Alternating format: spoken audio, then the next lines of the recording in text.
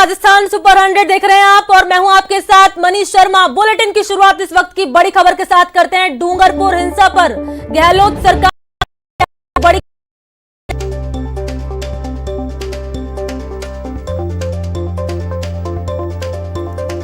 बड़ी खबर आपको बता रहे हैं। डूंगरपुर हिंसा पर गहलोत सरकार ने एक्शन लेते हुए कलेक्टर और एसपी को दोनों को बर्खास्त कर दिया है उनके पदों से। खबर पर ज्यादा जानकारी के साथ न्यूज 18 संवाददाता जयेश मेरे साथ फोन लाइन पे जुड़ गए हैं। जयेश, इसके अलावा क्या कुछ जानकारी?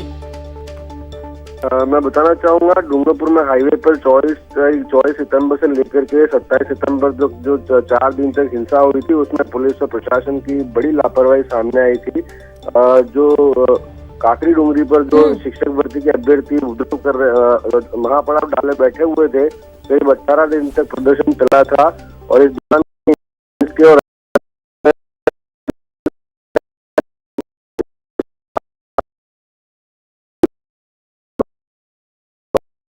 जिसके परिणाम स्वरूप अभी भी जब हिंसा हुई तब भी सख्ती से निपटने की जरूरत थी, लेकिन लगातार 4 दिन तक उपद्रवी जो है वो आगजनी, लूटपाट और तोड़फोड़ करते रहे हाईवे की होटलों, पेट्रोल पंप और अन्य दुकानों में, जिससे जो है पुलिस और प्रशासन की गंभीर लापरवाही सामने आई थी। इससे कयास लगाए जा रहे थे कि जैसे ही मामला शांत होगा इसकी गाज जो है कलेक्टर और एसपी पे गिर सकती है।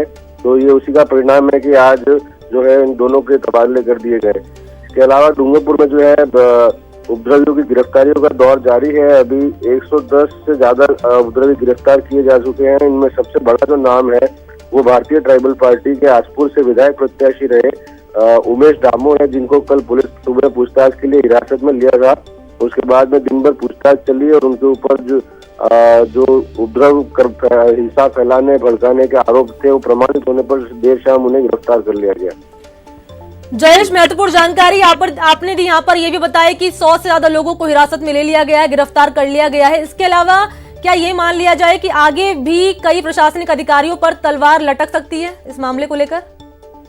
जी बिल्कुल, जिस प्रकार का उपद्रव था और 4 दिन तक डूंगरपुर का हाईवे जलता रहा, इसमें सिर्फ कलेक्टर और एसपी नहीं, इसमें कई और अधिकारियों पर भी गाज गिर सकती है, क्योंकि जो लापरवाही रही है वो नीचे से लेकर के ऊपर स्तर तक काफी, इसमें कई पुलिस अधिकारी और प्रशासनिक अधिकारियों की लापरवाही भी रही है। इसके अलावा जो उपद्रव में सबसे बड़ी बात है, उपद्रव में कई सरकारी कर्मचारियों के नाम है। कुछ 3 से 4 शिक्षक अभी तक इसमें मुकदमों में नामजद हो चुके हैं, 2 की गिरफ्तारी भी हो चुकी है। इसके अलावा कुछ पुलिस अधिकारी और अन्य विभाग के में मिलीभगत होने की पूरी संभावना है, जिसको देखते हुए आगे आने वाले समय में उन पर भी गाज गिर सकती है। बड़ा सवाल ये कि जब प्रशासनिक अधिकारी ही शामिल होंगे, उनकी ही मिलीभगत सामने आएगी, तो आखिर ऐसी हिंसा पर लगाम कैसे लगेगी? शुक्रिया जयेश, तमाम जानकारी के लिए। अपडेट आपसे आगे लेते रहेंगे।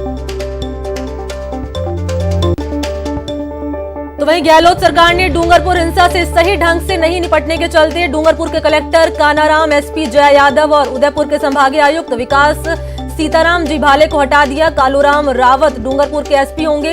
सुरेश कुमार ओला को कानाराम के स्थान पर लगाया गया। रमेश उदयपुर के संभागीय आयुक्त होंगे। राज्य की कार्मिक विभाग में देर रात 11 IAS और 5 IPS अफसरों के तबादले के आदेश जारी कर दिए गए। वरिष्ठ IPS अधिकारी राजीव कुमार दासोत को DG जेल बनाया गया, जबकि BL सोनी को DG ACB लगाया गया है। हाल ही में DG ACB के पद से सेवानिवृत्त हुए आलोक त्रिपाठी के स्थान पर BL सोनी को DG ACB बनाया गया है। उत्कल रंजन साहू को DG गृह रक्षा लगाया गया है। अब माना जा रहा है कि DG law and order ML Lathar DGP होंगे। DGP भूपेंद्र सिंह यादव के VRS लेने के बाद ये कयास लगाए जा रहे थे कि उनका स्थान ML लाठर लेंगे। कयास हकीकत में बदलते हुए दिखाई दे रहे हैं।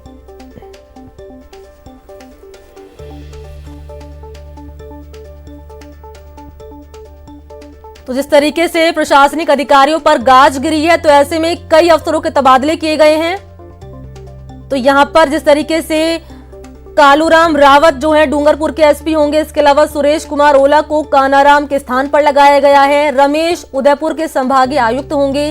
राज्य की कार्मिक विभाग में देर रात 11 IAS और 5 IPS अफसरों के तबादले के आदेश जो हैं वो जारी कर दिए गए हैं। ग्राफिक्स के जरिए आपको बता रहे हैं किस किस की जगह कौन लेगा और किस किस के ट्रांसफर किए गए हैं। वरिष्ठ IPS अधिकारी राजीव कुमार दासोत को DG जेल बनाया गया है, जबकि BL सोनी को DG ACB लगाया गया है। आपको बता दें कि हाल ही में डीजी एसीबी के पद से सेवानिवृत्त हुए आलोक त्रिपाठी के स्थान पर बीएल सोनी को डीजी एसीबी लगाया गया है।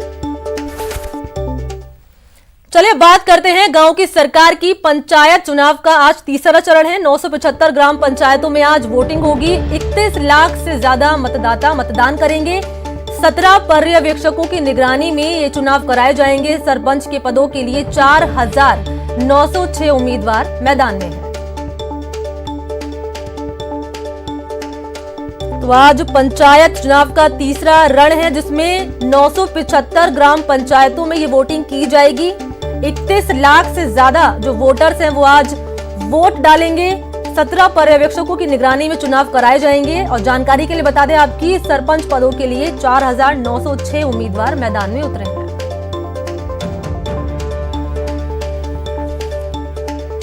पंचायती राज संस्थाओं के तीसरे चरण की सभी 975 ग्राम पंचायतों में सरपंच और पंच पद के लिए आज सुबह 7:30 से शाम 5:30 तक वोटिंग होगी। मुख्य निर्वाचन अधिकारी श्याम सिंह राजपुरोहित ने सभी वोटर से अपील की है कि वो केंद्र और राज्य सरकार द्वारा जारी कोरोना से संबंधित सभी दिशा निर्देशों की पालना करते हुए निर्भय होकर वोटिंग करें। उन्होंने ये भी कहा कि घूंघट में आने वाली महिला मतदाता भी अनिवार्य रूप से मास्क लगाएं ताकि सुरक्षित मतदान हो सके।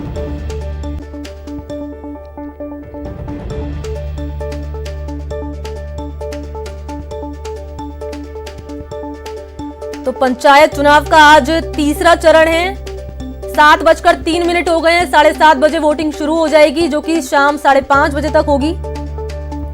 17 पर्यवेक्षकों की निगरानी में चुनाव कराए जाएंगे। सरपंच पद के लिए 4906 उम्मीदवार मैदान में हैं। तो ज्यादा जानकारी दे रहे हैं हमारे संवाददाता जयपुर से प्रेम मीणा, इसके अलावा जयपुर से ही दिनेश शर्मा, इसके अलावा उदयपुर से कपिल श्रीमाली मेरे साथ सीधा लाइव जुड़ गए हैं। प्रेम, सबसे पहले आपसे जानना चाहूंगी, क्या तस्वीर नजर आ रही है, क्या नजारा है, क्या तैयारियां की गई हैं?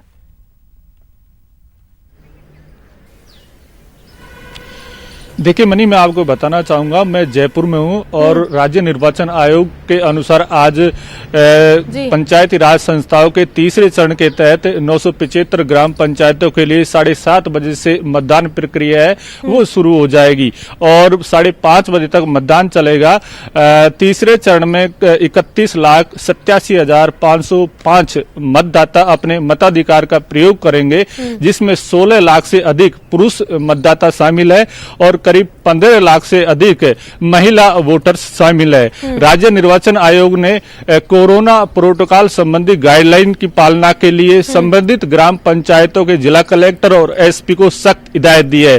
पहले चरण में जिस तरह सोशल डिस्टेंसिंग की पालना नहीं हुई थी, उसके बाद आयोग के आयुक्त पीएस मेहरा एक्टिव हो गए थे और उस सक्रियता का असर दूसरे चरण के चुनाव में दिखाई दिया। लोगों ने काफी हद तक सोशल डिस्टेंसिंग की पालना की थी, लेकिन अब आयोग के सामने दूसरी बड़ी चुनौती है कि चुनाव परिणाम के बाद उत्साही समर्थकों द्वारा जो उत्पात किया जाता है उसको नियंत्रित करना पुलिस के लिए बड़ी चुनौती बन गया है। आयोग के आयुक्त पीएस मेहरा ने मतगणना के पश्चात उत्साही समर्थकों पर नियंत्रण करने के लिए पर्याप्त संख्या में पुलिस जाब्ता ग्राम पंचायतों पर तैनात करने के निर्देश दिए हैं।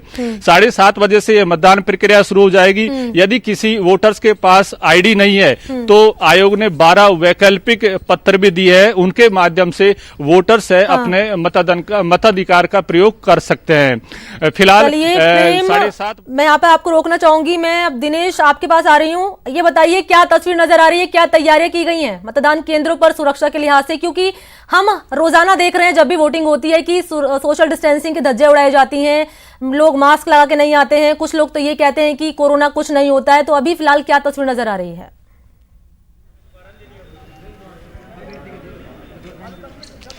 बिल्कुल मणि, देखिए जयपुर जिले की अगर बात करें तो जयपुर जिले में आज 3 पंचायत समिति क्षेत्रों में चुनाव होने हैं, कोटपुतली, जमवा रामगढ़ और इसके साथ ही कोट खाउदा। अभी हम जमवा रामगढ़ क्षेत्र में मौजूद हैं और जमवा रामगढ़ क्षेत्र की ये बासना ग्राम पंचायत है, जहां पर जैसा हमें जानकारी है कि 7:30 बजे से जो है वोटिंग शुरू होगी, लेकिन यहाँ पर मतदाताओं का जुटना जो है वो शुरू हो गया है। जैसे ही 7:30 बजेंगे वोटिंग की प्रक्रिया जो है वो शुरू हो जाएगी और ग्राम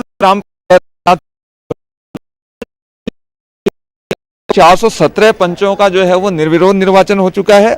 मतदान की जहां तक बात करें तो आज कुल 441 मतदान केंद्रों पर इन तीनों पंचायत समिति में 441 जो है मतदान केंद्र बनाए गए हैं जिन पर मतदान की प्रक्रिया होगी और 3,22,000 से ज़्यादा मतदाता जो है अपने मताधिकार का प्रयोग कर सकेंगे। जहां तक सुरक्षा व्यवस्था की बात है तो प्रत्येक थाना क्षेत्र में एक वरिष्ठ RAS अधिकारी को एरिया मजिस्ट्रेट लगाया गया है। इसके साथ ही कुल 53 जोनल मजिस्ट्रेट तैनात किए गए हैं जो पूरे क्षेत्र में जो है शांति व्यवस्था बनाए रखेंगे, कानून व्यवस्था पर जो है वो निगरानी रखेंगे। जहां तक बात सोशल डिस्टेंसिंग की हो रही है तो हमने 2 चरणों में देखा, पहले 2 चरणों में कि जिस तरह के निर्देश दिए गए थे राज्य निर्वाचन आयोग द्वारा उसकी पूरी तरीके से पालना नहीं हो पाई। आज भी संभावना ऐसी ही है कमोबेश की उसी तरह की तस्वीरें कुछ नजर आएगी। हालांकि जो है ये बहुत अच्छी बात नहीं कही जा सकती क्योंकि जिस तरीके से कोरोना संक्रमण फैल रहा है और लगातार केसेस सामने आ रहे हैं और जयपुर जिले की अगर बात करें तो जयपुर जिले में कोरोना जो है भयावह स्थिति में है। तो ऐसी स्थिति में अगर इस तरह उल्लंघन होता है दिशा निर्देशों का तो कहीं ना कहीं कोरोना संक्रमण फैलने का डर रहेगा। तो आज बिल्कुल इस तरह अगर उल्लंघन होता है तो कोरोना संक्रमण पर लगाम लगानी बेहद मुश्किल हो जाएगी। मेरे साथ उदयपुर से संवाददाता कपिल श्रीमाली भी लाइव जुड़े हैं। कपिल, हमने पिछली बार देखा था कि उदयपुर में वोटिंग के लिहाज से बहुत कम मतदान हुआ था, अभी फिलहाल क्या तस्वीर नजर आ रही है? वोटर्स का आना शुरू हो गया है?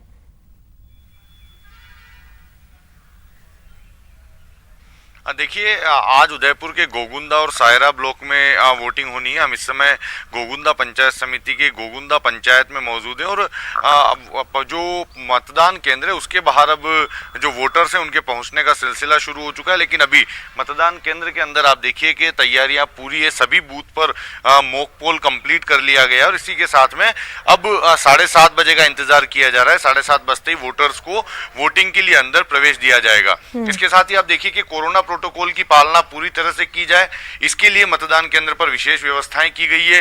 जगह जगह पर बैनर लगाकर लोगों को कोरोना गाइडलाइन के प्रति जागरूक करने की कोशिश की गई है और इसी के साथ में जो मतदान केंद्र हैं उनके बाहर गोले लगाए गए हैं। जो वोटर यहाँ पर आएगा वो गोले के अंदर खड़ा होकर अपनी बारी का इंतजार करेगा। आप देखिए कि 7:30 बजे मतदान शुरू होगा, उससे पहले जो पोलिंग पार्टी है वो अपनी जो पूरी तैयारियां हैं वो करने में जुटी हुई है इस समय और मॉक पोल कंप्लीट होने के साथ ही अब जो है वो वोटर्स का इंतजार किया जा रहा है। 7:30 बजते ही वोटर्स को अंदर प्रवेश दे दिया जाएगा। आप देखिए कि हर जगह पर कोरोना प्रोटोकॉल से बचाव के लिए बैनर लगाए गए हैं और सभी जो बूथ हैं मतदान केंद्र के अंदर जितने भी बूथ हैं सभी के बाहर प्रॉपर गोले बनाए गए हैं ताकि सोशल डिस्टेंसिंग की पालना हो सके।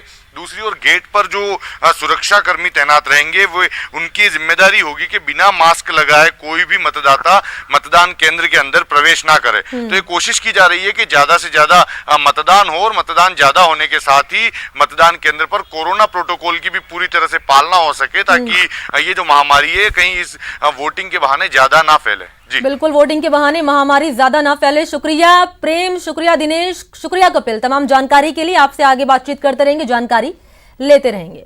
तो बड़ा सवाल यही कि जिस तरीके से पंचायत चुनाव का तीसरा चरण है तो ऐसे में मतदाता कोरोना गाइडलाइंस का पालन करते हैं।